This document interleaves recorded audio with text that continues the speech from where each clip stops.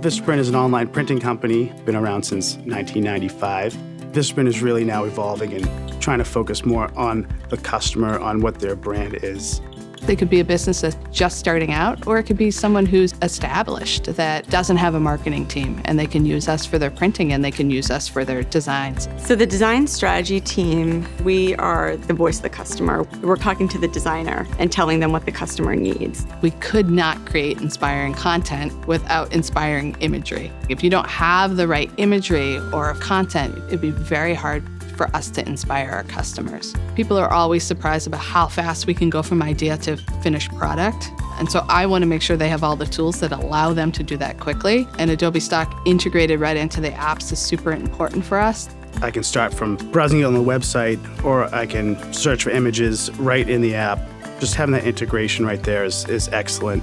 You come up with a great idea, you search Adobe Stock, find similar images, or upload an image you like, and it will bring results that are very similar to what your idea is. Oftentimes, we have a color palette idea. We can upload an image into Adobe Stock and see images that relate to that color palette. We've used other stock providers. It looked like stock images. Now they look like authentic, real people. They're relevant, they're beautiful, they look real now.